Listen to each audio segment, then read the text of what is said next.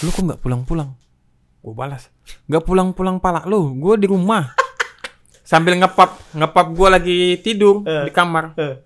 Dia bilang, kau tuh sudah nikah, aku istrimu sekarang. Woi baru ingat. Oh iya, udah nikah gue. Laju gue dari rumah tuh, sampai ke rumah dia. Gue keceplosan lagi, gue cerita lagi. Jadi lu siap rematch lawan M nih? Zenwalk Adi Hariyato. Hoi, balik lagi di podcast Zenwalk. Oke, kali ini kita akan kupas tuntas sejarah bagaimana seorang Natalie Munster bisa menjadi seorang fighter. Oke, kita mulai mungkin dari kecil dulu Bang ya. Masa kecilnya tuh seperti apa Bang Natalie ini gitu. Gimana Bang? Apakah waktu kecil udah ada bibit-bibit seorang fighter atau bagaimana gitu? Kenapa sih?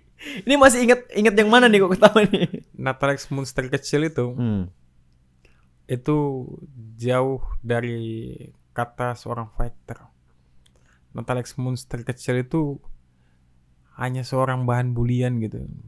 Om lah, ampun, hitam. Padahal gue putih dipakai hitam, matanya seliwar memang. Ada keriting. Gue rambut gak keriting amat, ya. Dipanggil keriting juga. Ya. Gue cadel. Body shaming mulu pokoknya ya. Oh pokoknya kacau banget. Dan gue tuh emosian. Jadi kalau setiap dibully, gue pukulin. Gue paling gede kan. Gue pukulin. Yang gue lucu udah gue dibully, gue pukulin. Masih tetap besoknya dibully lagi. Emang goblok memang.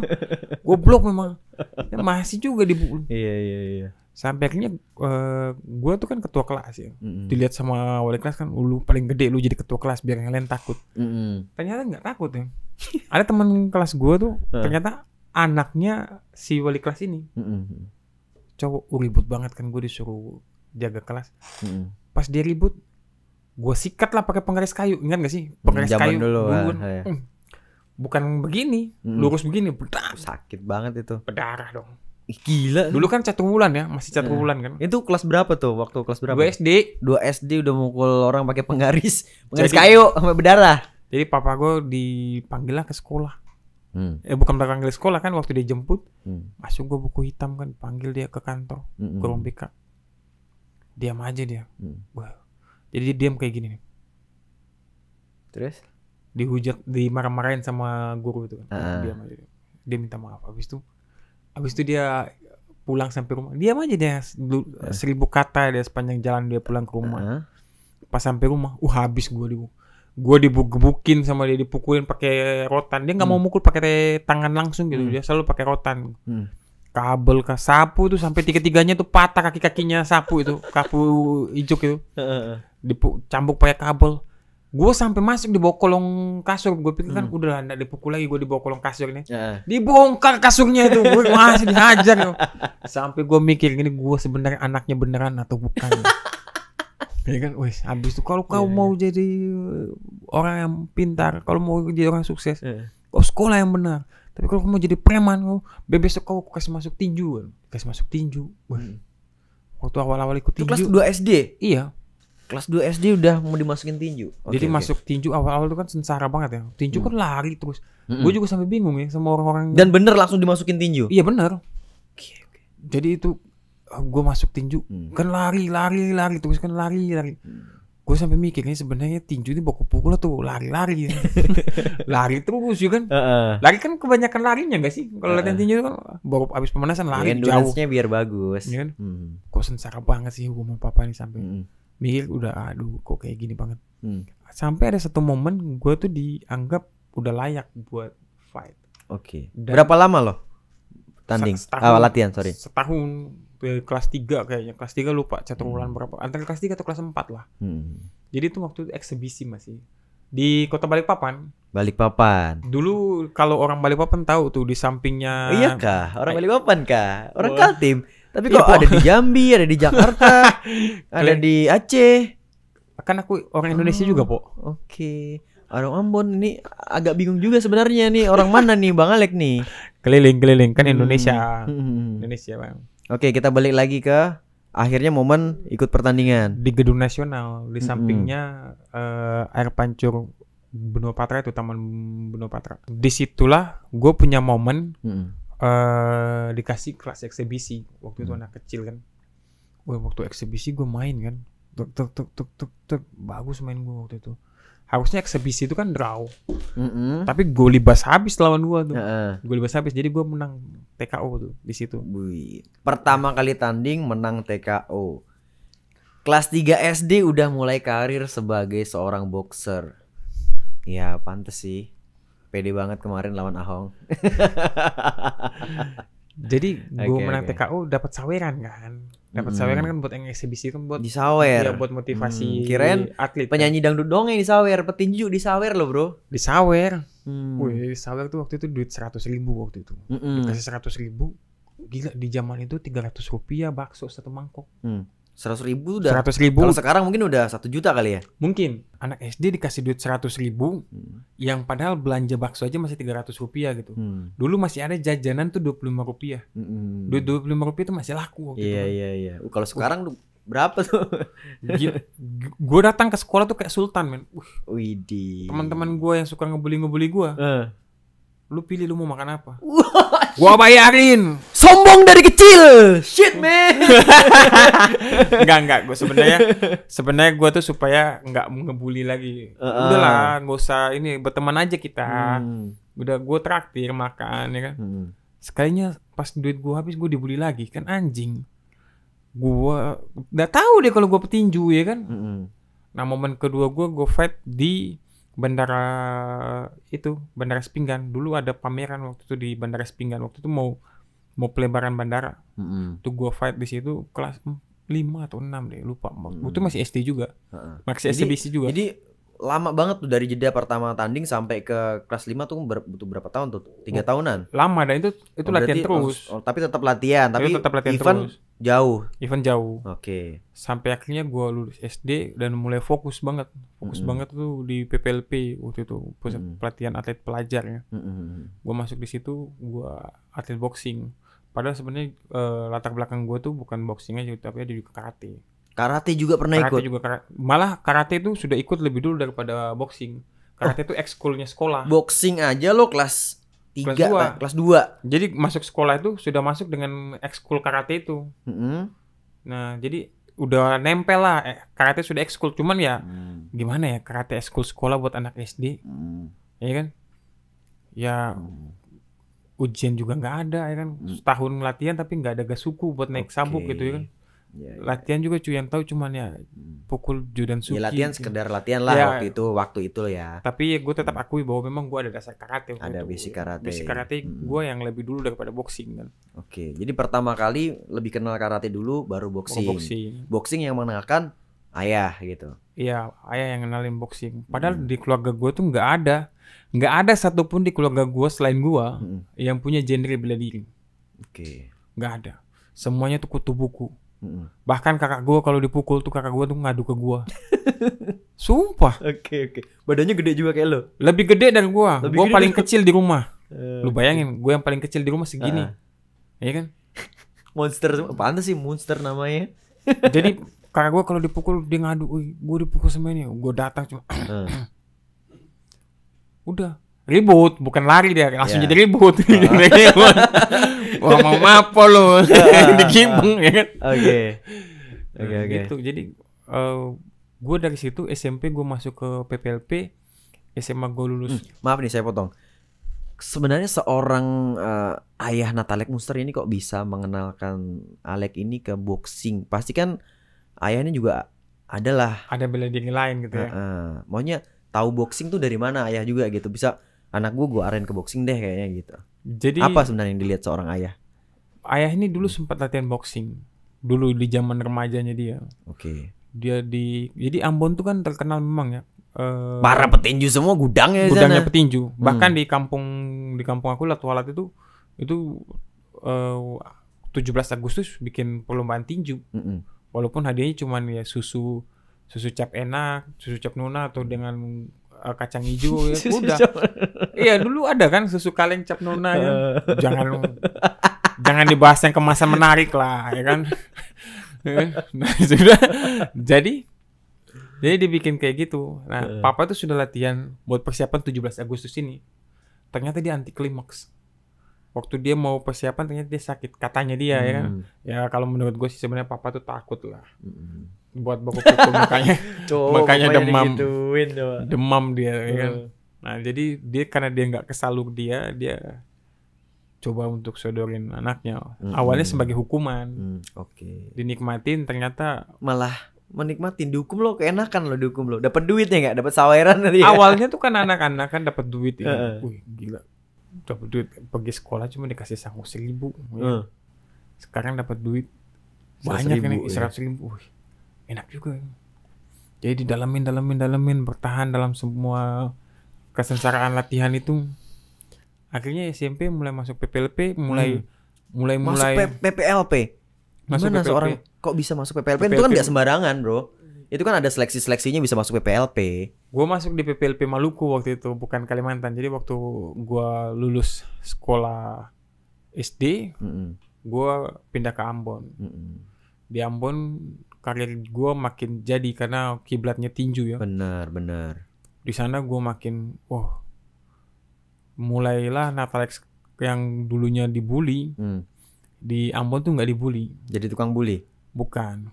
Apa tuh? Nggak dibully itu bukan karena gue jadi tukang bully. Bukan. Ya, biasanya hidup itu kan kalau nggak bully ngebully, bro. Enggak. Gue tuh nggak dibully di Ambon tuh karena apa? Ya sama semua. Orang Ambon semua di sana. Mereka mau teriakin gue Ambon, dia juga Ambon ya kan? Oke, nggak ada body shaming di sana. Iya. Dia mau Lo teriakin ada gue. body shaming di. Memang maaf nih, gue juga besar di. Memang tuh terjadi sih. Hina suku-suku, hina Bapak, fisik. mama, ya kan? Pokoknya Nama bapak lah dipanggil ya kan? iya. Oh, di Ambon nggak ada bullying. Memang gue juga pernah gede. Gue besar. Memang di sana sering terjadi bullying.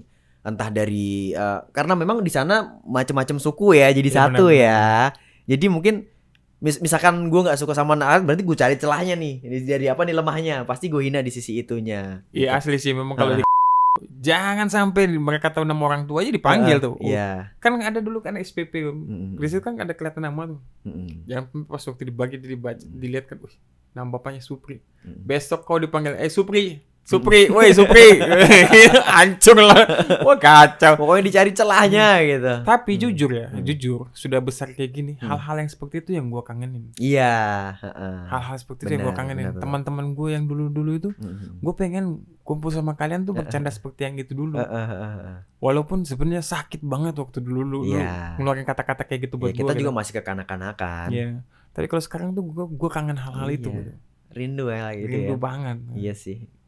Gue juga gue parah juga sih. Gue dibully tapi ngelawan ya. Gue hancur juga waktu itu. Tapi gue juga saat ini kangen dengan momen-momen waktu masih gitu. Seru sih. Gue pernah juga sih yang kalau kayak pas gue ngelawan, mereka banyak. Iya. Wah gila. Jadi pintu kelas ditutup. Gue di dalam sendirian. Terus mereka rame. Wih kampret. Kursi pun naik di belakang-belakang. Wih. Ini kalau gue rambut botak, ya kan? Pitak banyak banget nih. Bekas-bekas codet di kepala gue banyak banget. Itu bukan karena waktu di SMP atau SMA enggak. Zaman SD. Dan rasanya kalau kayak bocor sedikit di kepala gue tuh udah biasa. Kita balik lagi ke cerita lo bisa masuk ke PPLP tadi ya. Ke Ambon malah, bukan di Kalimantan. Padahal lo besarnya di Kalimantan. Benar. Tapi lo malah masuk jadi tim Ambon. Itu gimana ceritanya tuh? Kan nggak sembarangan masuk tim boxing apalagi gitu. Jadi waktu itu gue balik ke Ambon buat sekolah ke Ambon. Jadi pas waktu gue balik, gue kebetulan ada seleksi PPLP di Ambon. Dan mereka tuh ngelihat waktu seleksi gue ikut, mereka tuh ngerasa bahwa ngelihat talentanya. Waktu itu ingat banget pelatihnya namanya Wem Gomis, legendnya Indonesia. Dia tuh ngelihat gue tuh katanya sih seperti ngelihat dirinya dia. Dengan jangkauan postur gue, terus range gue, dasar gue bertinju, dia ngerasa bahwa gue bakalan jadi counter boxer yang bagus kalau bisa ikut latihan gitu. Jadi dia yang percaya dan promosiin gue gitu, harus masuk di PPLP. Jadi itu nggak pakai seleksi dulu seperti itu? Awalnya seleksi, tapi seleksi dan yang diterima tuh cuma 4 orang harusnya cuma 4 orang. Tapi karena dia percaya buat gue, dia dia masukkan nama gue, jadinya 5 orang yang masuk. Oke, jadi ada sosok orang yang percaya sama lu Iya, untuk di-push masuk ke tim. tim itu gue nggak pernah buka ini buat cerita ke yang apa, ke lain, ke channel-channel lain. Gue Asik. buka di sini Asik. karena gue rasa ya nggak apa-apa sih, gue tapi juga gue simpan sendiri. Walaupun menurut gue sih sebenarnya tuh hal yang ya gue masuk cuman karena orang itu yakin, terpaksa gitu. Ya nggak ada yang spesial, dan gue tuh memang nggak ada. Spesial men, kan ada orang yang percaya dengan talenta lo di sini. Cuman satu orang itu aja. Iya. Dari Dan lo buktiin di situ. dan Seperti apa? gue buktiin waktu gue di PPLP, gue buktiin kalau memang gue juara. Gue juara di junior sampai gue di youth. Dari youth gue mau naik ke elit, kan gue lulus SMA, gue harusnya main di elit. Tolong dijabarkan secara detail nih, youth itu apa, elit itu apa, kan kita anggap aja semuanya ini awam nih gitu. Jadi junior itu kelas untuk anak-anak remaja, anak-anak junior. Junior tuh masih yang SMP, SMA juga masih ini sih, di bawah Umur berapa tuh? di bawah 16 tahun. Di bawah 16 tahun itu junior, masuknya. Junior ya, Di boxing ya? di boxing. Oke. Di atas 16 tahun ke 18 ke 17 itu namanya youth. Youth itu satu masa peralihan antara dari junior mau ke senior. Transisi. Iya, transisi. Biar nggak kaget gitu ya. Katanya orang sih biar nggak kaget langsung masuk tiba-tiba ke senior dengan power yang keras, dengan tulang yang sudah tua. Gitu. Jadi pas di youth itu gue udah besar. Gue udah main di kelas 64 kilo, 69 kilo. Waktu itu di SMA kelas 1 ya. Jadi apa ya? Gue tuh berikan setiap berangkat bertanding gue selalu pulang dengan medali. Setiap berangkat bertanding gue selalu pulang dengan medali. Dan gue memang gaya mainnya dari dulu memang seorang counter boxer. Karena itu si Om Wem ini percaya gue bakalan jadi counter boxer. Dan dia dari dulu itu udah disugestiin ke lo juga kan? Iya, sudah ditanamkan ke lo kan? Sudah ditanam ke gue yang gue bakalan jadi counter boxer. Padahal dulu waktu gue di Kalimantan, gue itu seorang slogger. Seorang fighter. Dengan gaya gue yang tinggi, postur gue yang tinggi, dengan gaya fighter itu nggak cocok buat gue dibilang sama dia. Jadi gue tuh cuman diajarin cuman 2 pukulan, cuman jab straight, itu aja. Padahal gue tuh ngerasa gue ini di PPLP dan gue tuh punya dasar tinju, kenapa nggak pukulan lain? Ternyata karena gue tinggi, 2 pukulan ini yang bakalan jadi senjata mematikan gue. Iya. Ya sebenarnya kita nggak perlu kuasain macam-macam. Banyak pukulan nggak perlu. Kita harus punya andalan aja udah cukup gitu loh. Dia pun gitu. Jadi cuma jab. Bisa ngebaca aja. Itu ya pelatih itu. Siapa namanya tadi? Maaf. Wem Gomis. Oke. Luar biasa tuh. Dia tuh legendnya Indonesia, salah satu petinju Indonesia yang pernah menyentuh 8 besar Olimpiade. Masih hidup sampai sekarang orangnya? Masih hidup. Woi, oke. Kalau di dunia tinju amatir pasti langsung kenal nama dia sih, legend. Oke, lanjut tadi sampai lo buktiin lo selalu dapat medali. Gue buktiin gue selalu dapat medali, dan disitulah baru orang bilang bahwa karena gue dari Latu Halat ya. Dulu orang tuh tahu julukan gue cuma dengan panggilan nama kampung gue. Apa tuh? Latu Halat itu. Latu Halat. Iya. Apa artinya Latu Halat? Latu Halat itu nama kampung. Nama kampung, nama daerah. Nama daerah, nama desa. Oke, Latu Halat. Wih, Latu Halat. Wih. Memang kalau Latu Halat tuh memang batu itu maksudnya keras gitu, ngelawan gitu. Disitulah baru gue ngerasa, wah ternyata dia nggak sia-sia mempercayakan gue. Lulus SMA, gue kembali ke Kalimantan karena orang tua gue di Kalimantan. Gue kembali ke Kalimantan. Lo di Ambon tadi sampai selevel apa lo prestasi lo di sana? Gue level paling jauh cuman di internasional di Arafura Games di Arafura Games. Ya di Australia. Itu junior lo. Itu youth. Prestasi lo di youth udah sampai di Arafura Games. Di Australia sama pesta di Malaysia. Berarti ini kancahnya internasional udah. Udah internasional. Wow. Kebetulan internasional. Di Kalimantan sama orang tua sempat vakum 1 tahun ya. Nggak tahu tempat tinju di mana. Ternyata tempat gua latihan dulu di Brimob itu sudah nggak ada. Di dekat asrama Brimob itu nggak ada sudah. Jadi gue jogging di lapangan Merdeka, tiba-tiba gue lihat ada yang jogging sambil bawa dumbbells yang barbel. Ya barbel kecil itu. Barbel kecil. Terus gaya-gaya shadow gue pikir gue ini tinju deh. Ini pasti tinju deh. Jadi gue ngikutin dari belakang. Mau nanya takut malu ya kan. Jadi gue takut malu. Gue Sekalian gue mau pulang nih, gue jogging dari Lapangan Merdeka ke Sepinggan. Pas sampai di BC, di Heroes itu, kan Hotel Mirama tuh di samping, mereka belok ke kiri ke arah Hotel Mirama tuh, mereka hilang di situ. Gue biarin aja, gue balik ke Sepinggan. Besoknya gue ketemu lagi, mereka jogging lagi. Balik lagi di situ. Wah, jadi gue ikutin lah, akhirnya gue ikutin mereka. Ternyata masuk di hotel belakang Hotel Mirama itu. Masuk ke situ, gue intip, oh iya ada ring tinju sama samsak. Lusanya gue berani tanya, atlet tinju ya? Oh iya, sombong banget lagi yang ngomong tuh. Waduh. Yang ngomong tuh agak sedikit sombong, padahal dia tuh petinju baru. Oke. Yang petinju boleh yang... sebut nama nggak? Berkesan loh, ini orangnya juga. Namanya Ade waktu itu. Namanya Ade. Wah, agak gemuk banget ya. Pikir gue dengan postur kayak gini ini mau main kelas berapa? 91 plus atau 100 kan? Dengan kelas-kelas itu kayaknya berdiri aja lu udah medali gitu. Soalnya paling cuma 2 orang. Ya, sedikit lawannya. Ya sedikit lawannya kan. Jadi gue juga mau ini. Tapi gue juga takut sombong. Takut kalau gue ninggiin diri. Karena gue tahu Balikpapan tuh punya petinju waktu itu ada di Platnas. Namanya Krisnong Sedo ya kan. Itu petinju bagus. Ya kan. Terus Kaltim ini punya beberapa petinju tuh bagus. Di nasional bagus banget. Jadi gue takutnya jangan sampai mereka ada di antara mereka yang lari ini kan.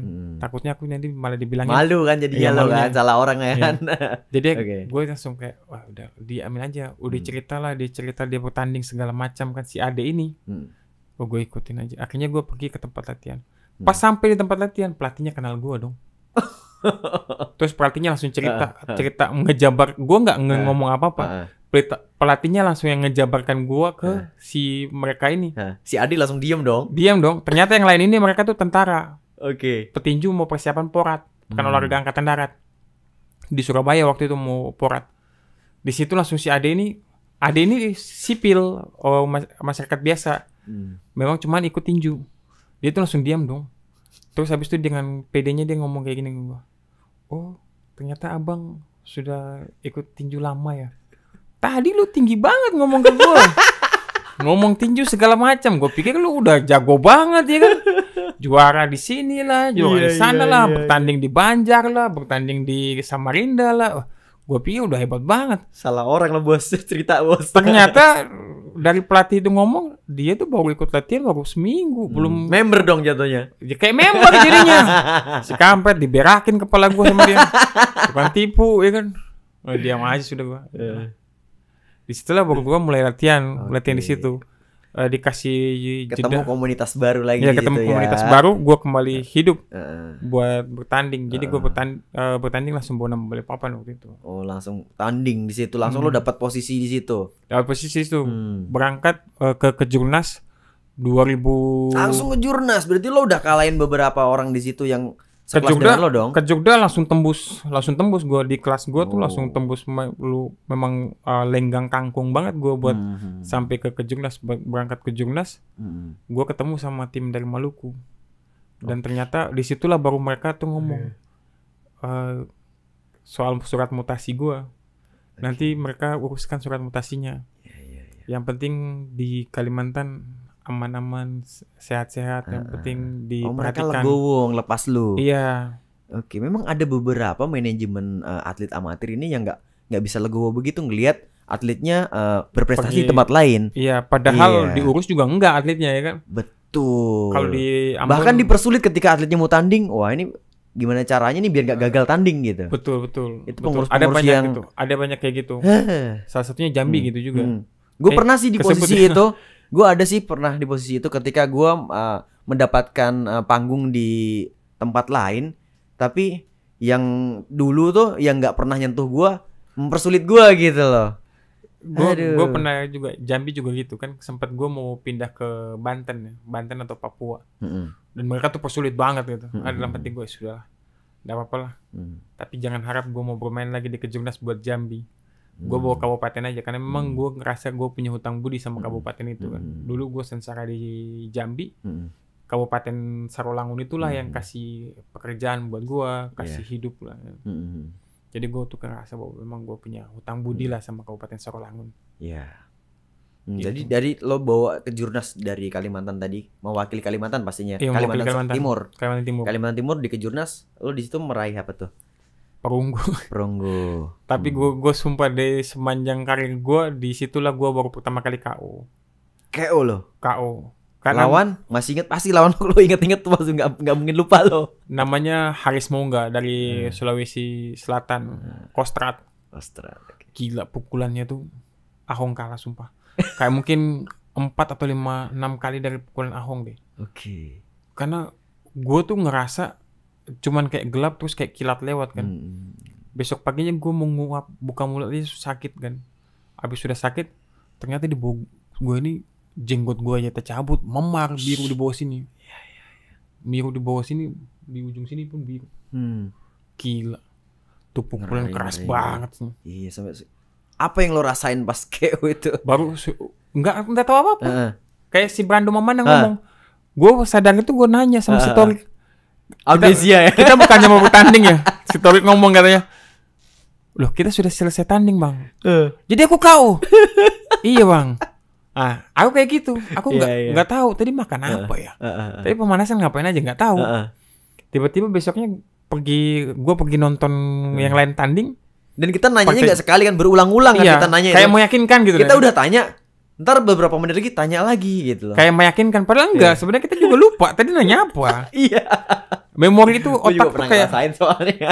otak tuh kayak lagi kayak enggak ini banget gitu kan. Iya. Masih penasaran aja. Penasaran. Sebenarnya apa sih yang terjadi gitu kan? Benar. Ini bener gak sih gitu? Apa sih ini gitu kan?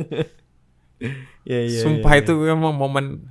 Terus gue pas pergi nonton final kan, pas Bang Kris masuk final kan, jadi pas pergi nonton, terus ketemulah sama pelatihan dari Ambon. Terus pelatihan dari Ambon bilang kayak gini, kau tuh bikin malu-malu orang Ambon aja. Masa kau tabrak jab jatuh? Padahal itu telak uppercut keras banget. Itu uppercut keras banget. Dan pelatih gue aja ngomong, itu kaki terangkat. Kaki tuh sampai terangkat di atas kanvas. Terus tuh. kenapa dibilang jab kau tabrak?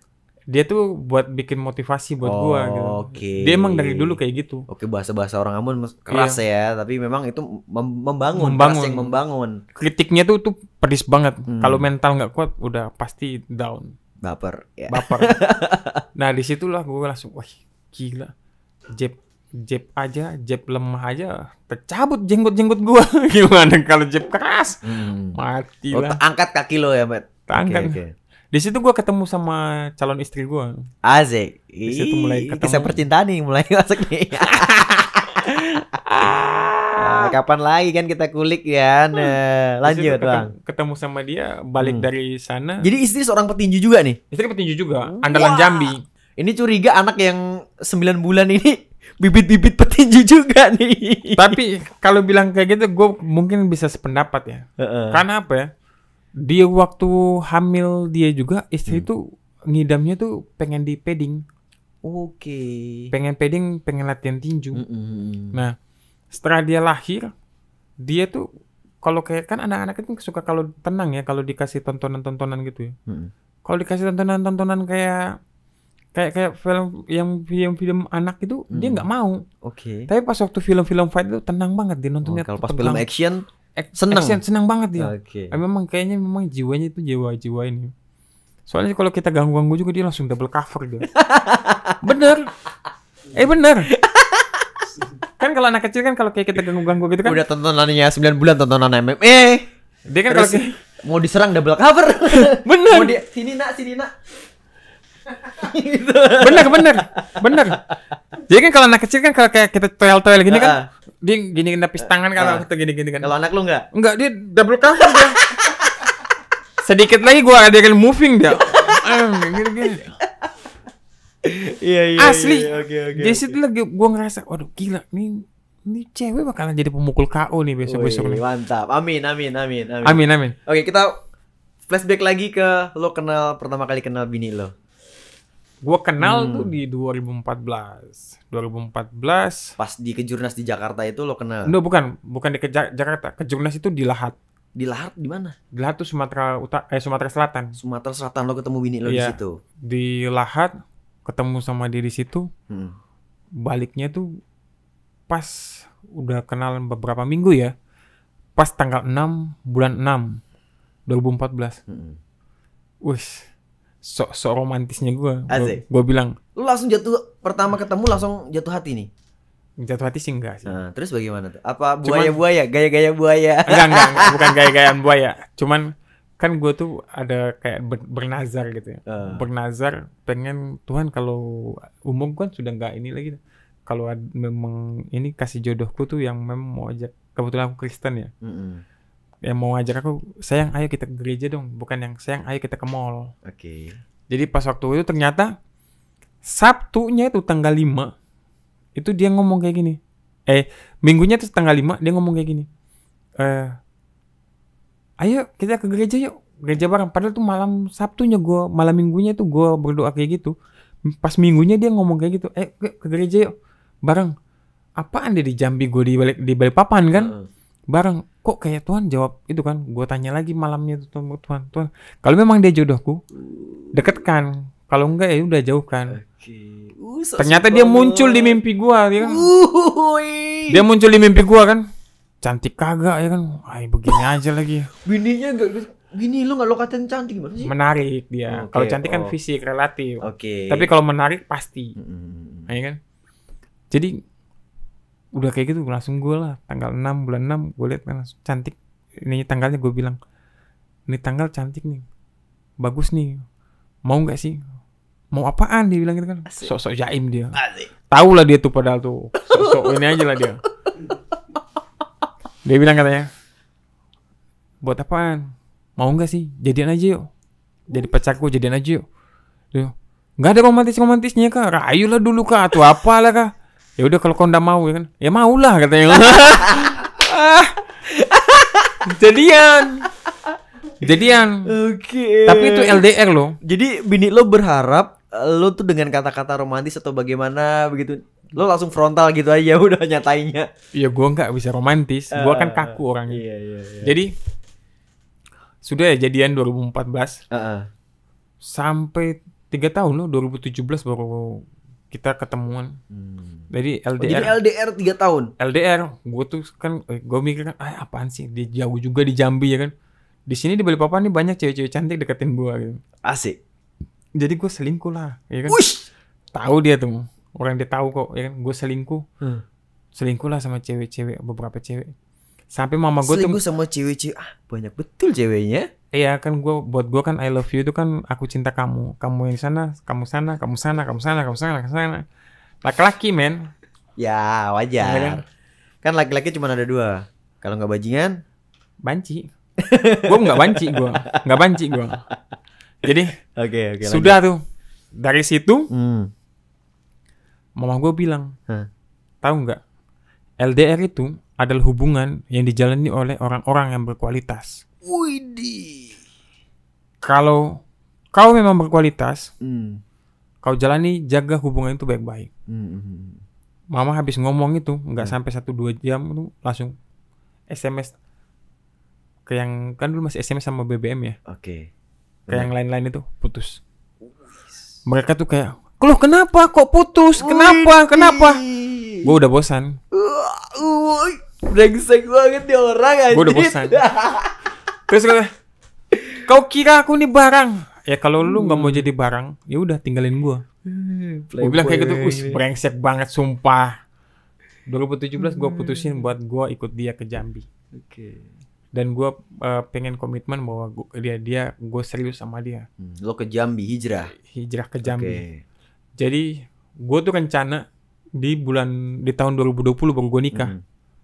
Jadi bulan 6 tanggal 6 tahun gue pacaran, gue menikah. 6 tahun pacaran. Jadi di LDR 3 tahun, ketemu 3 tahun, 6 tahun jadinya. Iya, maunya kayak gitu tadinya. Ternyata di 2019 Opung tuh kakek ya, sakit di kampung. Dibilangnya dia mau nikahin Vero. Istri gue namanya Vero. Vero? Ya.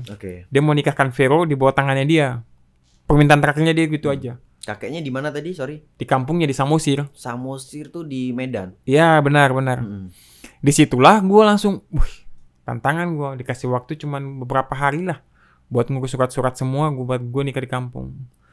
surat-surat itu ngurusnya tuh aja berbulan-bulan kalau ikut normalnya. Iya. Tapi memang Tuhan punya rencana, semuanya rampung. Kita berangkat ke kampung. Berangkat ke kampung nikah. Tahu nggak, gue nikah tuh baru habis fight sama Alwin Kincai. Habis apa? Fight sama Alwin Kincai. Fight. Iya. Mata gue tuh masih pakai kayak mata panda. Di foto nikah gue diedit. Asli Fighter bisa nih. Kalian tahu Alwin Kincai kan? Alwin Kincai yang pernah fight lawan Ahong juga. Benar. Kan? Di situ gue masih memar-memar berangkat gue nikah. Sampai di kampung pun orang kampung masih ngeliat, "Wih, gila, ini abis dipukulin, abis maling helm atau gimana?" Ini yang nikah nih kayaknya Iya. kriminal nih. Ternyata diceritain sama mertua gue. Itu yang kemarin pertandingan. Widih. Yang orang kampung juga langsung beberapa langsung, iya yang masuk bawa ulos. Kain Batak itu kan. Oh ya bener, gue masuk bawa ulos waktu itu. Langsung semuanya langsung kena. Wih, minta foto lah segala Yang macam. jadinya tadinya disangka kriminal, sekarang jadi superhero, atlet nih. Wih. Bener. Disitulah langsung, wah gue, ternyata bangga ya. Gue terkenal ternyata di sini ya kan. Jadi mata gue hitam, pede. Jadi nikah gue di situ. Nikah gue balik kan mendadak banget kan. Balik gue nikah Sabtu. Balik gue dari sana Minggu. Karena kan gue kerja di Jambi. Balik ke Jambi. Pas sampai di Jambi kerja hari Senin. Pulang kerja tuh gue balik ke rumah gue. Bukannya balik ke rumah istri. Pas gue balik ke rumah gue ditelepon sama istri. Lu kok nggak pulang-pulang? Gue balas, nggak pulang-pulang pala lu, gue di rumah. Sambil ngepap gue lagi tidur di kamar. Tuh bilang, kau tuh sudah nikah, aku istrimu sekarang. Woi baru ingat. Oh iya, udah nikah gue. Laju gue dari rumah tuh, sampai ke rumah dia. Ketawa satu rumah. Asli. Orang nikah lupa. Asli. Waduh. Satu rumah tuh ketawa. Gila, beneran. Kok bisa lu lupa gitu kan. Gue juga bingung. Saking itu terlalu cepat buat gue. Gue sampai lupa kalau gue udah punya istri. Kacau. Ini baru kebuka di podcast Zenwalk kayaknya. Iya benar, baru di sini. Gue keceplosan lagi, gue cerita lagi. Kacau Natalia. Nikah lupa loh. Ini antara kebanyakan kena pukul kayaknya ini. Asli. Ya. Itu dia kalau nonton dia tuh ketawa pasti. Lucu. Asli lucu banget. Oke, lo pulang habis itu lanjut lo pulang. Gua pulang. Akhirnya Gue pulang kan langsung dia bilang, malam pertama. "Dek." Anda sih gue malam pertama. Gue malam pertama nggak itu kan Senin itu kan kebetulan karena tinggal di rumah mertua. Gue takutnya tuh bunyi krek.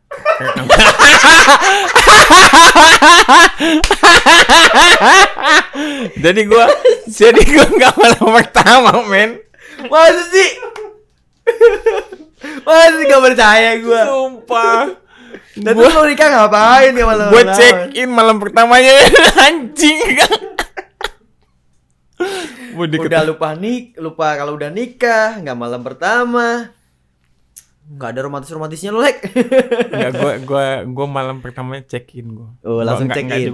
Berarti hari kedua langsung caw ke hotel. Iya. Sudah check in baru, wah kan rumah kosong ya. Kok bodoh banget ya. Kan ada rumah kan kosong ya. Rumah yang mana? Rumah yang lo sendiri? Iya rumah gue sendiri. Oke, kosong. Kosong. Ngapain lo check in ke hotel gitu? Sudah check in, sayang banget duitnya ya kan. Udahlah, check in aja. Nggak ada yang ini kan namanya orang sudah berumah tangga juga, sudah suami istri.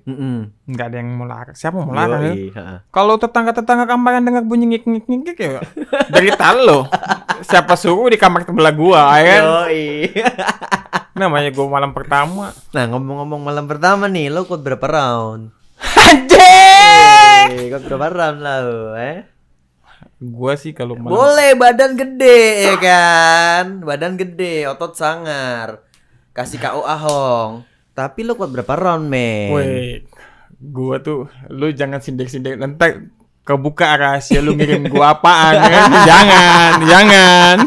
Ntar lu kebuka lu ngirim gua apaan. Nanti dia tahu nanti dia kalau gua pakai N-Man ya.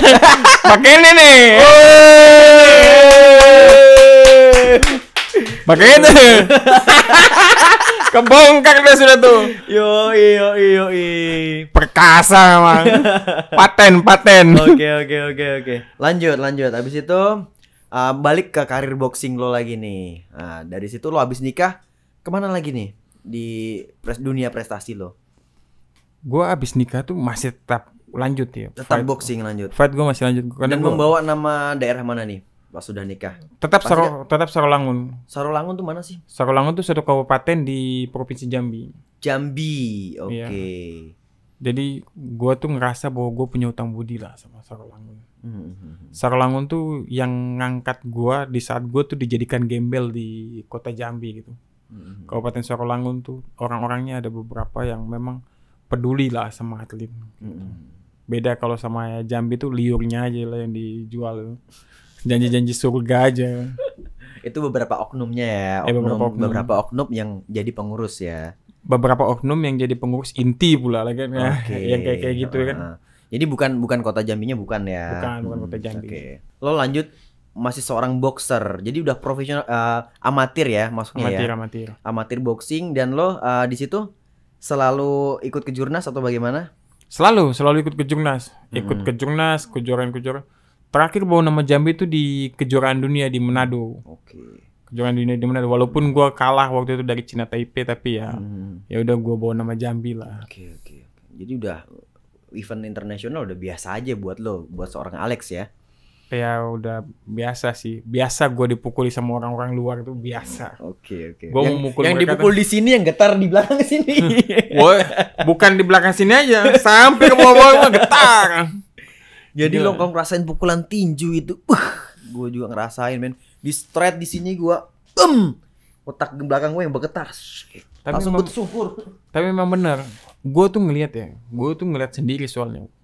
Gue liat tuh atlet-atlet dari luar itu kalau mukul samsak tinju itu, kalau kita kan mukul tuh berdepang. Samsak itu kalau bisa ngomong tuh teriak, pelan-pelan. Kan? Tapi kalau atlet luar tuh enggak, dia pukulannya tuh kelihatan speednya tajam, tapi samsaknya geduk. Enak banget ngeliatnya itu kan. Full teknik lah ya. Pas dia mukul ke kita, bangke. Kenanya di rusuk kiri sini, rusuk kanannya pun ikut geser. Wih. Itulah kalau pakai sarung tinju boxing tuh beda sama glove MMA. Kalau boxing tuh getarnya sampai ke dalam men. Ih bener. Sumpah. Kalau MMA kan pop robek. Gigi gue kan yang di depan ini kan kebanyakan flamber ditambal. Oke. Patahnya sepotong-sepotong. Fighter mah udah biasa kalau ompong. Iya, palsu semua fighter rata-rata. Itu banyak dari tinju tuh. Iya. Banyak dari tinju. Dan apa ya? Gue tuh kayaknya udah ingat gue juga menurut tuh kayaknya dari tinju deh. Ya itu memang kenyataannya gitu bro. Iya. Kenyataannya gitu bro. Tinju emang sampai lu lupa nikah ya? Sampai gue lupa kalau udah nikah tinju tuh. Tuh tinju perkaranya tuh. Kenapa ya? Tinju kalau disuruh pilih juga lu lebih mau kemana, ke dunia tinju atau di MMA? Lebih safety mana? Gue kayaknya lebih aman ke MMA sih. Kita bisa mukul semuanya, bisa kunci kaki, bisa low kick, bisa middle kick. Kalau boxing boxing itu pukulannya aja udah bisa. Tai kita yang mestinya keluar keras tuh jadi mencret keluarnya. Dipukulin. Sumpah. Iya. Pernah tuh pas waktu di mana ya? Pas pulang Makassar kayaknya. Pulang tuh BAB, darah yang keluar.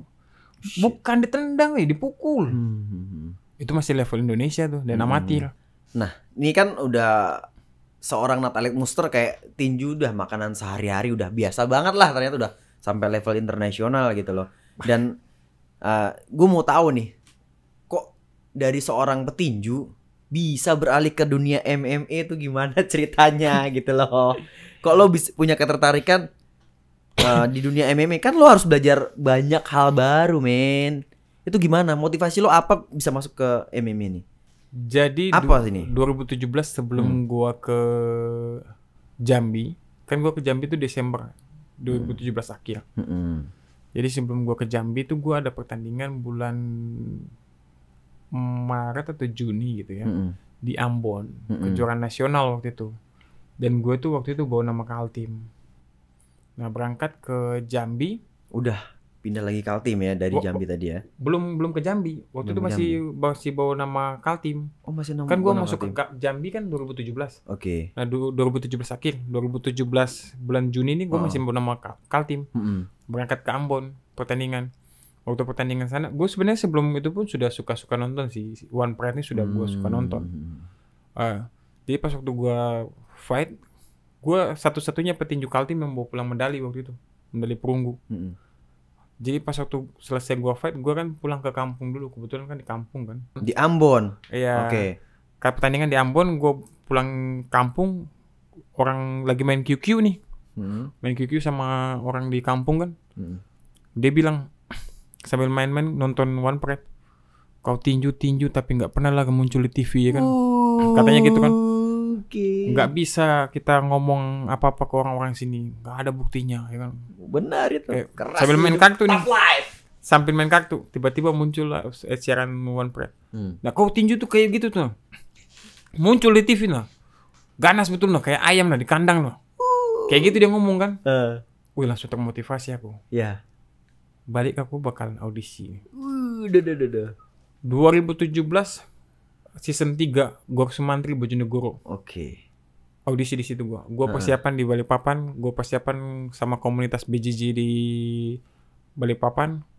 Bang Alvin Petrus itu waktu itu. Langsung belajar BJJ itu. Belajar BJJ. Oh, jadi dapat tamparan di Ambon dari itu. Belajar Lo BJJ. petinju enggak pernah masuk TV. Lah, lo pulang memotivasi lo langsung ke Kaltim. Lo belajar BJJ, belajar hal baru ini. BJJ bukan belajar gue sih sebenarnya. Gue cuma pertajam aja. Karena gue sebenarnya yang gue pelajari itu gulat. Oke. Gulat gue pelajari ke gulat, ke wrestling sama anak-anak Balikpapan ya. Kebetulan kan Balikpapan di Kaltim nggak kiblatnya bisa diraguin. Kiblatnya gulat. Nggak diraguin lagi kalau Kaltim. Dibanting-banting kayak lemper gue. Dibanting kesana, dibanting kesini. Cuman jadi kayak manekin gue kan. Tapi gue ikuti lah gitu. Abis itu ke Balikpapan Fight Club, ke tempatnya si Fuandi, belajar Muay Thai sama Wushu di situ. Habis itu dikasih sama Babe Ansor, kasih ilmu-ilmu sedikit buat Wushu. Di Burang Madu Fight Team, kasih masuk lagi pertajam Wushunya sama kickboxing. Dari situ boleh langsung siap berangkat ke audisi. Audisi dapat grade B waktu itu. Audisi ini suka dukanya tuh ngeri banget. Gue berangkat pesawat pagi-pagi banget buat pergi sampai di Jakarta, langsung kejar-kejaran ke Sumantri Bojonegoro. Sampai sana langsung audisi. Selesai audisi dapat grade B, nggak mandi, balik langsung ke bandara Soekarno-Hatta, men. Tidur di bandara buat besok pagi dengan pesawat pertama pulang. Balik. Seniat itu loh orang untuk ikut audisi One Pride. Keren banget emang One Pride ini. Keren. Lo seniat itu, men. Gue tuh sebenarnya bukan karena itu aja. Karena gue juga pengen buktiin buat keluarga gue. Ya. Bahwa gue bisa muncul di TV. Iya. Memang omongan orang-orang Ambon ini pedes tapi membangun gitu loh. Bener. Sakit tak berdarah. Tapi itu yang memotivasi lo gitu. Bener. Seorang Alek yang bisa ngebuktiin ke semua orang gitu kan. Bener. Gue akui itu. Kalau mereka nggak ngomong kayak gitu, kayaknya gue juga nggak bakalan audisi deh. Kayak mikirin daripada gue ke Jakarta, mendingan gue ke Berau buat lihat Danau Kaca atau ke Pulau Kakaban. Mending gue traveling ya kan. Ngapain gue capek-capek ke sana ya. Kan kayak gitu. Oke, lanjut, ada kisah apa lagi setelah lo tidur di bandara? Lanjut. Gue tidur di bandara. Pas sudah sampai di, ternyata nungguin kan, kok nggak dipanggil kan waktu itu, padahal kelas welter turnamen nggak dipanggil. Akhirnya Desember gue pindah ke Jambi 2018 kan. Jadi lo setelah ikut audisi balik ke Kaltim, setelah sekian lama nggak ada kabar lah gitu. Udahlah putus asa mungkin lah sudah nggak usah lah. Ke Jambi gue. Sudah sampai di Jambi, komen-komenan di Facebook grup One Pride. Ingat banget tuh Pak Rizaldo yang komen. Pak Rizaldo. Jadi gue komen gini, kapan dong yang grade B dipanggil? Terus mungkin Pak Rizaldo ngeliat profil gue di Facebook kan, oh ya atlet nih. Ini bukan sembarangan juga nih gitu. Di komen lah, di inbox sama dia, katanya, lu atlet apaan? Oh, boxing. Langsung dapat grade apa lo? grade B audisi. Terus kata dia, apa buktinya? Gue kirimin lah foto-foto gue audisi kan. Untungnya gue waktu itu foto. Biasanya gue tuh nggak suka foto. Di tempat manapun gue nggak suka foto. Kenapa gue nggak suka foto? Karena gue pengen momen itu bakalan terulang kalau gue ke situ lagi. Bukan karena ngeliat dari foto. Betul. Kayak gitu. Jadi gue kirimin foto-fotonya. Dicek sama dia ke Francino Tirta sama Max Metino. Katanya berkasnya nggak ada. Gak ada. Iya, hilang. Tercecer Kok mungkin. bisa? Kececer mungkin ya kan. Kita nggak tahu kan karena memang banyak ya kan. Wajar lah. Jadi akhirnya disuruh talent scouting. Lu bikin video talent scouting ulang. Gue bikin video talent scouting. Di Jambi. Di Jambi. Jambi. Oh enggak. Gue bikin video talent scouting di Balikpapan waktu itu. Kebetulan gue lagi balik. Gue lagi balik kan. Oh, Bang Alek nih keren ya, kemana-mana dia. Orang tua gue kan di Balikpapan. Jadi gue waktu itu. Kalau di Jambi tempat apa dong? Jambi itu? Ya tempat perantauan gue tuh. Oke. Gue kebetulan lagi balik ke Balikpapan buat ketemu keluarga waktu itu. Jadi gue lagi balik ke Balikpapan buat ketemu mama papa. Gue bikin video profil di Blackstrom MMA. Oke. Di sasananya RJ Dirgantara. Jadi gue bikin video profil talent scouting, selesai itu kirim. Habis selesai kirim, gue kan cuma beberapa hari di Balikpapan. Habis itu gue balik ke Jambi lagi karena kan ada kegiatan di Jambi. Sudah balik ke Jambi, bulan Mei tanggal 5 dipanggil. Ketemu sama Afriko Ramadhani, si Piton Lampung. Dia udah 1 kali fight dong di One Pride dan gua tuh debutan. Jadi lo kepanggil nih gara-gara talent scouting. Talent scouting. Dan itu dibantu sama Pak Rizaldo. Itu makasih banget Pak Rizaldo. Iya dong, itu berjasa banget Pak Rizaldo. Berjasa banget di dalam karir gua di One Pride. Di situ waktu bikin video profil di Hotel Santika, Kelapa Gading, ya kan? Di situ gue bikin video profil, ditanyain julukannya apa. Karena kan gue kan dari kecil kan dipanggil Latu Halat tuh, nama kampung gue. Apa? Sorry maaf. Latu Halat. Latu Halat. Latu Halat kan nama kampung gue tuh. Udah tuh, jadi gue tanya, apa julukannya? Latu Halat. Tahu nggak apa kata Pak Rizaldo? Apa tuh? Nggak kreatif banget sih. Nggak kreatif banget. Nggak ada seram-seramnya ya kan. Udah gini aja. Dibikin sama Pak Rizaldo. Monster ini kita plesetin jadi monster. Oke. Apa yang terkenal dari Maluku? Apa penduduk asli Maluku? Gua bilang lah. Alifuru. Oke. Langsung diangkat sama dia. Monster Alifuru. Itu julukannya. Ya kan? Memang Pak Rizaldo nih ngeri sih. Banyak fighter punya nama beken dari Pak Rizaldo. Salah satu Natalek Monster Alifuru. Terus ada lagi Suwardi Becak Lawu. Weh, itu dari Pak Rizaldo juga tuh. Rizaldo itu. Jadi gue pas dengar nama itu kan, anjing, itu seram banget ya kan. Seram banget baru. Berat nih nama nih gitu. Berat banget ini. Gua tuh masih belum tahu gue bisa nggak sih ngalahin Afriko Ramadhani waktu itu. Iya. Belum ada kepercayaan diri soalnya ini dunia baru buat lo ya kan. Betul. Dari seorang boxing. Dan pas waktu itu dikasih julukan itu, gue tuh langsung mikir kayak, wih, anjir ini kalau sampai gue kalah, ini dihujat banget sama orang Ambon. Iya. Wih, lu bikin malu-malu. Pedes mulutnya orang-orang kan. Lu bikin malu-malu orang Ambon aja lu, iya kan? Bawa-bawa nama Monster Alifuru, lu tahu nggak? Ambon tuh kiblatnya petarung. Lu kayak gini lagi, kalah lagi, pasti malu banget kan. Itu jadi motivasi. Sudah jadi beban ini kan. Tapi nggak boleh jadi beban begitu, harus lepas plong. Jadi motivasi kan. Ditambah lagi ternyata gue tuh fightnya tuh 1 sebelum live. Oke. Jadi gue fight yang offline, tapping terakhir. Tapping terakhir lah. Yang title fightnya itu si Becak Lawu itu, Bang Suwardi. Rame banget. Rame banget itu. Wih, kejuaraan dunia juga nggak kayak gitu. Kejuaraan dunia tinju amatir juga nggak kayak gitu. Iya. Lo udah pertama kali main MMA dengan segitu banyak penonton. Apa enggak? Jadi pas waktu Videotronnya tuh terbuka, beng, pas gua keluar, anjir. Kayak pertama kali gua naik di atas ring lagi. Iya. Rasa yang dulu pernah ada di waktu gua pertama kali naik di atas ring. Iya. Deg-degan, gemetar itu. Ada lagi. Muncul lagi dia. Gua langsung ngerasa, wih gila MMA ini penontonnya segininya, baru kamera di mana-mana. Disorotinnya ke kita lagi kan. Iya. Sumpah kalau bisa Semua tuh. pusat perhatian larinya ke lo ya kan? Iya. Lo ngerasa gitu gak sih? Bener-bener. Iya kan? Mau pingsan aja gue sumpah. Gue sampai ngerasa, wih anjir ini begini banget ya. Ini nggak main-main, jadi jangan ngeremehin. Orang bisa keluar dari cage di belakang, masuk ke oktagon itu udah mentalnya udah juara, men.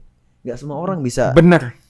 Jadi lo tanding kalah di MMA pun itu udah juara ngelawan diri lo sendiri gitu kan? Itu udah hebat banget gitu. Jadi pas waktu gue naik kan, gue tuh gemetar itu kaki gue. Malah di Britama Arena tuh dingin banget kan.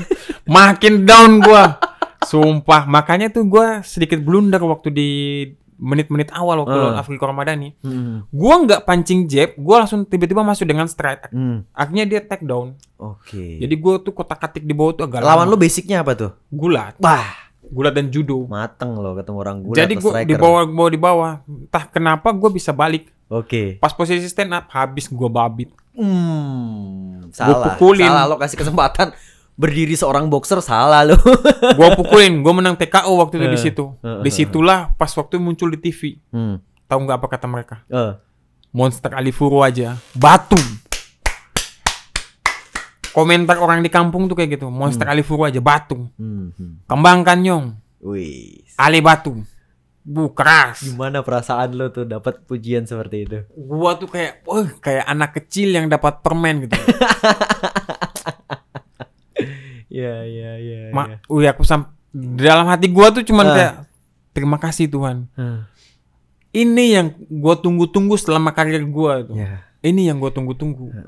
Pujian dari mereka. Iya. Mereka akui gitu. Lo bisa ngebuktiin gitu loh. Dan Dan diakuin gitu. Gua akuin itu ya kan. Pas udah gitu fight kedua lagi ketemu Agung Iswaraha. Nobar dong mereka di kampung. Oke. Gila. Lo udah punya mulai fanbase-nya lo udah Iya. mulai punya nih. Ya kan? Gitu udah mulai agak nggak kayak yang awal. Iya. Udah mulai agak nggak Percayaan grogi. diri udah mulai naik. Iya, dan gua ngerasa bahwa udah gue bisa atas ini nih. Gue menang lagi TKO di ronde 1 Wih. sama Agung Iswaraha. Makin jadi. Pokoknya sampai bilang, wih, Sengada bisa ngalahin beta, ya. saya nggak ada lawan. Sengada lawan beta, pasti begitu. Iya betul. Jadi mereka langsung ngomong, kapanpun mau tanding, kasih tahu, mereka siap. Mau buka layar lebar di lapangan buat nonton. Oke. Makin Jadi icon berarti di kampung lo, udah jadi bintang nih. jadi icon. Oke. Anak-anak kecil tuh sampai tahu Alex Munster itu yang mana. Wih. Walaupun belum pernah ketemu. Jadi Keren ya. Efek dari One Pride ini luar biasa ya. bersyukur banget sama One Pride. Terima kasih One Pride. Iya. Berkat One Pride itu gue jadi dikenal di kampung. Bukan hanya di kampung sih, di Jambi dimanapun udah kenal juga. Kemarin gue waktu pergi ke kantor naik Grab, tukang Grabnya nonton ternyata. Ini yang kemarin lawan Ahong ya bang ya. Asik. Foto dulu bang. Wih gila. Mood booster banget tuh. Iya sumpah sudah. Wih dia foto abis foto sama gue di jalan kan. Pas turun kan nggak ada uang kecil. Jadi gue belilah di tempat yang minuman yang orang-orang pakai kayak gerobak dorong gitu. Gue beli minuman di situ. Yang jual minuman pun kenal. Ini Bang Alex Munster nggak sih? Yang tadi malam melawan Ahong. Kacau. Kampret memang benar-benar pansos gue. Di sini baru gue dikenal ya. Iya. Tapi memang orang kenal sih di kantor pun semua orang langsung kayak. Terima kasih lo sama Ko Ahong lo. Ko Ahong, makasih Ko Ahong. Bikin Makasih naik udah seorang mau Alex Munster. fight Lo bukan sama gua. apa-apa tanpa Ahong, men. Benar. Itu gue akui sih. Iya. Seorang Alex Munster bukan apa-apa tanpa adanya Koko Ahong. Iya. Benar. Kita harus fair, harus Fair. sportif. Gua akui Kita itu. harus akuin, Memang iya. benar begitu kok, memang iya kan? Iya. Jadi ya mau diapain? Lanjut tadi pertandingan ketiga lo ya jadinya. Pertandingan ketiga gue ketemu RJ Dirgantara. Beban moral mental tuh benar-benar di situ yang gue ngerasa bahwa wah, ternyata rasanya begini ya, bertanding sama sahabat sendiri yang sudah kayak keluarga gitu. Wah, begini ternyata rasanya. Yang lo latihan di campnya itu. Latihan di camp dia, teman satu sparring, terus wah. Ya, tapi akrab. Kan lo harus profesional, men, dituntut di sini, men. Benar. Iya kan. Di sebenarnya gue tuh waktu sebelum fight itu sebenarnya agak nggak lepas gitu. Dan ada satu komen dari sahabat gue juga, Andreas. Dia main di kelas Atom tuh di One Pride. Dia komen gini, apapun yang terjadi kalian berdua yang terbaik. Berikan performa profesional kalian buat Indonesia. Bikin bangga kita. Di situ langsung gue bilang, benar. Gue ingat langsung dengan kata-kata pelatih gue, kalau lu sayang sama temen lu, pukul dia sekeras mungkin. Di tempat latihan tuh pukul dia sekeras mungkin kalau lu sayang sama dia. Di situ gue ingat. Gue menang lawan RJ Dirgantara di ronde kedua TKO. Di ronde kedua. Habis fight itu, ya udah kita makan KFC bareng-bareng. Padahal abis itu kan pulang ke Balikpapan ya. Gue langsung abis dari situ gue ninggalin tiket yang harusnya balik ke Jambi. Gue beli tiket baru buat gue ke Balikpapan. Bareng-bareng mereka. Iya. Angus tuh Jambi. Bareng-bareng mereka. Kan gue juga mau ketemu sama orang tua kan. Satu pesawat gue. Asli. Beli nasi goreng di pesawat itu kan. Udah beli mahal-mahal. Lupa makan woy. Saking kecapeannya fight malam itu. Lupa makan. Pas udah turun kan. Belum dimakan nasi goreng ini. Pas kita makan di bawah, asinnya minta ampun. Ternyata makanan tuh kalau kita tanya ke orang, ternyata kalau di udara tuh lidah pengecap kita tuh menjadi hilang. Makanya nasi di atas tuh di udara tuh asin banget. Kalau sudah sampai di bawah. Oh gitu ternyata. Pantes makan sesendok aja nggak mau, sudah kasih kucing aja nggak mau. Kalau di udara dia makan enak. Iya. Kacau emang. Karena nggak ada yang lain. Kadang nggak ada yang lain, betul. Takutnya ada mamang gerobak lagi. Bang Alex nih yang ngelawan Ahong semalam. Takutnya gitu lagi kan. Iya. Oke, setelah melawan RJ Dirgantara, pertemanan lo, hubungan lo nggak masalah kan? Nggak ada masalah walaupun fight kan? Nggak ada masalah sama sekali. Malah kami tuh makin akrab ya. Makin tetap ya fight, sahabat tetap sahabat. Malah makin udah lu habis itu temenin gue sparringnya. Iya cocok. Saling support. Memang beratnya sih waktu mau fight, tapi selesai fight itu nggak ada masalah apa-apa sih. Nah itulah kita perlu edukasi juga ke penonton nih. Kadang kan penonton ngelihatnya nggak seperti itu, kita bertarung tuh musuhan, padahal di belakang kita ya udah ngopi bareng. Iya gitu. Kadang-kadang kalau kita nggak ada duit kekurangan ya nasi sepiring bagi dua ya kan. Iya. Dia nasinya, gua lauknya. Kurang ajar loh bang, kurang ajar. Sudah iya baru dia sadar. Bang Balik ini oke, setelah melawan RJ Dirgantara lanjut pertandingan keempat berarti. Keempat gue itu lawan Andika Mamesa. Lawan Andika Mamesa. Ini ada cerita seru juga nih Mas ini. Gimana nih? Lawan Andika Mamesa tuh gue baru balik dari kejuaraan dunia di Manado. Wow. Kejuaraan dunia boxing. Dan gue tuh balik dalam keadaan memang sih sedikit cedera di bahu kiri waktu itu. Ada cedera loh. Ada cedera, cuman waktu itu kan gue juga masih kerja cuman honorer ya di PU. Dan waktu itu adik gue tuh nelpon buat meminta uang semesternya dia gitu kan. Gue mikir nggak bisa nih kalau gue tolak fightnya. Manajer gue waktu itu Ko Renaldo masih bilang udah tolak aja nggak apa-apa, pemulihan cedera aja dulu. Sayang rekornya, kalau rekornya rusak nilai jualnya itu menjadi kurang. Bener itu logis. Dia bilang kayak gitu kan. Itu cerdas itu. Gue bilang nggak apa-apa, gue hajar aja. Karena gue perlu uangnya waktu itu buat kuliah adik kan. Fight gue sama M. Sudah di ronde pertama tuh memang bener sih. Kalau dia tahan di stand up gue masih bisa ngimbangin. Tapi waktu dia sering banting di selesai ronde 1 tuh juga gue udah ngerasa bahwa bahu kiri gue masalah. Makanya gue tuh nggak bisa buat escape atau terlepas dari pinning point dia di ground tuh bagus banget. Ya. Jadi selesai ronde 1 tuh gue udah ngerasa bahwa bahu kiri gue masalah. Gue udah bilang sama corner bahu kiri gue masalah. Ditambah robekan di pelipis gue gitu. Dia bilang, udah kita lempar handuk aja. Gue bilang nggak usah, nggak apa-apa. Akhirnya pas waktu di ronde kedua, gue dibanting sama dia, jatuhnya tuh dengan bahu kiri. Itu udah cedera, parah kebanting, banget, udah sakit banget kan. Terus tambah lagi dia dorongnya bau kiri. Wah. Gak bisa lagi gue tahan. Akhirnya gue tap.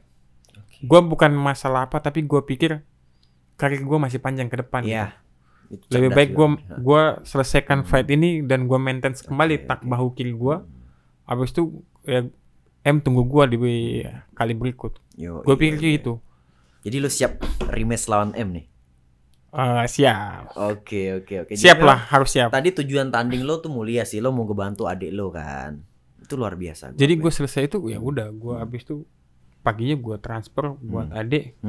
Dulu kan cash ya. Baru kan di bawah itu kan ada kebetulan ada stok tunai. Jadi memang cocok banget sih. Malam itu sebenarnya bisa transfer tapi dia belum kirim. Jadi gue transfer. Selesai dah. Selesai fight itu pulang gue dengan bonyok-bonyok itu. Dengan santainya gue pulang. Terus pacar gue bilang, istri sekarang nih, waktu itu masih pacar. Mantan pacar lah ya. Iya. Dia ngomong kayak gini, jangan diposting lah yang bonyok-bonyok kayak gitu. Kasihan. Kasihan apa, lu udah lihat kasihannya itu yang dipukuli di dalam, bukan postingnya kan. Kasihan tuh yang waktu dipukulin. Ini kasihannya pas udah diposting kan. Masa petinju punya belas kasih juga? Bini lo kan petinju juga, bro. Dia ganas sama lawannya, tapi dia nggak tega juga kalau ngeliat suaminya di. Tapi kalau itu yang mukul orang, kalau dia yang mukul dia tega dia. Asli. Tega ini dia. Sebenarnya dia mau bilang dia sering gablokin bininya. Enggak, gue bercanda. Bini gue sayang banget sama gue. Sumpah. Bini gue tuh sayang banget sama gue. Kalau digigit semut aja tuh, mana ya? Mana ya? Bukan ini, mana gitu kan. Enggak, dia mana ya. Tapi kan kalian tahu aku sering bohong juga. Aku punya bini petinju. Mana yang? Kenapa? Pasti begitu. Tapi itu serunya loh. Iya. Untungnya lo petinju juga. Dan gue tuh bersyukur banget itu dapat istri tuh dia. Dia nggak cantik, tapi dia menarik. Asik. Terus dia tuh alarm yang paling baik buat gue. Dia tuh alarm pengingat gue kalau gue sudah ada di zona yang salah. Oke. Dan karena dia basicnya petinju, dia tuh alarm yang ngasih tahu dengan memar-memar di badan gua. Ya, you know what I mean lah. Iya. Memarnya kenapa ya kan. Jadi gua senang banget. Oke. Sayang banget sama dia. Kalau gua nggak ngomong kayak gini habis gua. Gua sayang banget sama dia. Sabsak hidup ya bos ya. Peace sayang. Oke. Love you. Oke, lanjut. Abis melawan Andika Mamesah tadi kan. Oke, berenjak abis itu gue comeback itu kalau nggak salah sama Alwin Kincai. Gue comeback itu ketemu Alwin Kincai. Gue menang unanimous decision di ronde ketiga. Setelah ronde ketiga ya. Iya, nah disitulah baru gue nikah. Jadi setelah gue nikah tuh ada 2 kali fight gue. Pertama sama. Tunggu dulu, sama Alwin Kincai ini ada yang berkesan nggak atau biasa aja? Nggak ada. Kalau kayak Andika Mamesah tadi kan lo ngomong sama adik lo, yang fight berikutnya lo sama lawan teman sendiri gitu kan. Yang sama Alwin Kincai ini ada kisah menarik apa nih? Sama Alwin Kincai ini kisah menariknya nih gini. Alwin Kincai ini kan dari Kerinci, Jambi. Gue juga dari Jambi. Satu tempat. Gue bawa Jambi. Yang lucunya gue tuh persiapan di Jambi gitu. Alwin Kincai malah persiapan di Jakarta. Oke. Ya kan? Terus tahu sendiri dong Alwin Kincai powernya kayak gimana. Wih. Iya kan, power keras ya kan. Lututnya serem lah ya. Woi, lututnya. Lo jatuh ditiban lutut lo. Terus dia tuh legend loh. Ya kan? Legend bener. Kickboxing tuh legend. Dia tuh mantan juara PON di Sanda loh, Wusu Sanda. Orang tuh banyak nggak tahu itu. Dan gue ketemu dia tuh bangga banget waktu itu. Gue tuh ketemu dia tuh sama kayak waktu mau ketemu Ahong, menggebu-gebu banget gitu, nah kan. Ketemu legend gitu. Jadi pas waktu gue main sama dia, cerdik sih gue tahu gue nggak bisa ngeladenin dia. Kalau kayak Ahong gue masih bisa ngeladenin dia baku pukul karena gue tahu juga dia Ahong punya power besar tapi nggak punya tangki bensin yang bagus juga. Dan pukulan Ahong masih kelihatan. Alwin Kincai enggak. Alwin Kincai punya pukulan telegraf tapi lurus.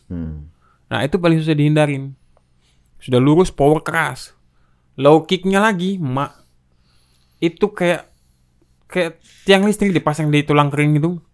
gila keras banget ya kan. Jadi gue satu-satunya cara gue harus redam powernya dia tuh bawa ke bawah. Dibawa ground game ya. Ya jadi gue bawa dia main di ground game terus. Dia kewalahan. Oke. Disitulah Ya, gue. karena basicnya striker dia, murni Iya seorang striker. benar. Disitulah gue bisa menang poin. Dan gue bangga banget di situ. Karena itu yang tadi gue bilang. Gue selalu bertanding dengan analisa. Pride lo lebih bangga ketika 3 round main kan, ya nggak sih? Iya, benar. Iya kan? Lo bener-bener totalitas mati-matian ya kan? Walaupun bayarannya ya lebih kecil daripada kalau menang KO. Ya. Tapi kan itu kepuasan batin bro. Gue Ya, juga benar. pernah main 3 round dan itu gue puas banget. Walaupun gue bonyok-bonyok gue bangga men gitu. Gue main Benar. 3 round. Benar. Ternyata fisik gue tuh bisa loh sampai 3 round gitu loh. Gue setelah selesai main 3 round itu, gue keluarkan muntah-muntah gue. Wah. Jadi muntah-muntah gue bilang gue gila 3 round tuh payah banget, lemas banget, muntah-muntah kan. Pas datang manajer gue dengan ini Lex bayaran yang tadi gue baru ngambil bayarannya, sehat langsung gue. Asik. Kok abis ini kita makan apa? Hanamasa kah? Sudah tutup Hanamasa jam segini. Ya udah KFC aja. So iya sih. Ini udah tahu padahal udah tutup tapi tetap palsu lo. Pas datang KFC aja. Ya sudah KFC aja. Bukan gue yang bayarin. Kok bayarin kok. Dasar memang. Oke. Kalau sama Agung Maulana, wah itu Ini setelah Alwin Gince, Agung Maulana. Agung Maulana ini kenapa jadi wow banget?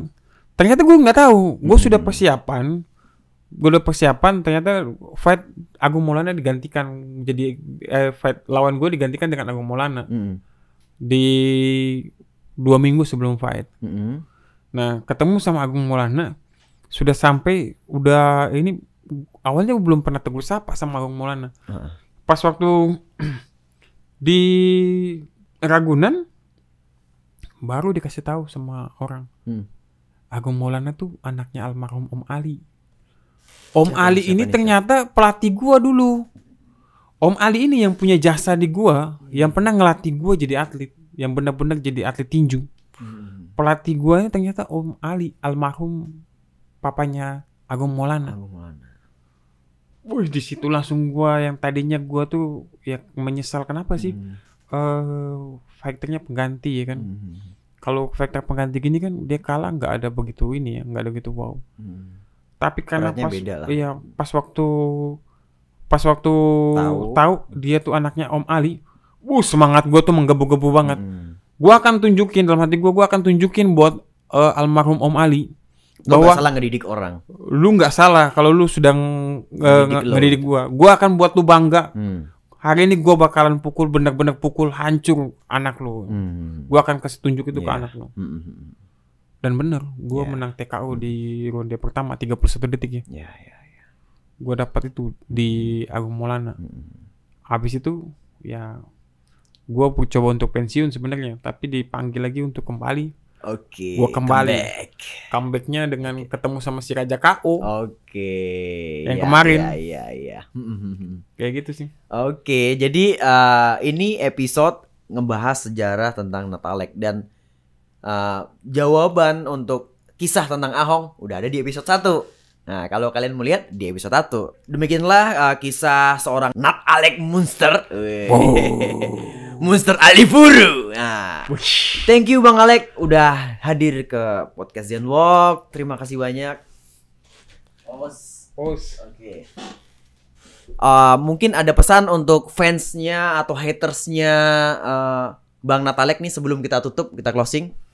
Buat teman-teman gua, fans gua, thanks kalian sudah ada buat gua di saat gua jatuh ataupun gua di atas. Kalian luar biasa. Kalian tuh cahaya yang memberikan terang buat gua yang hanya seorang kegelapan ini. Terima kasih. Dan buat kalian para haters, fans tanpa biji. Ya, cuman itu sih pesan gue buat kalian. Bodoh boleh, tapi tolol jangan. Bodoh sama tolol beda-beda tipis lah. Beda tipis. Tapi tolol tuh parah banget ya. Oh gitu. Oke, Kalau bodoh oke, tuh dia oke. kadang-kadang dia diam aja sudah. Dia tahu kalau dia nggak tahu. Gitu. Dia Oke. nggak bisa dia udah diam aja. Oke. Tapi kalau tolol nggak tahu tapi mau paksa tahu gitu. Tolol banget gitu. Jadinya malu-maluin lah. Oke, jadi pesan dari Natalek, bodoh boleh, tapi tolol jangan. Zenwalk! Ahoy!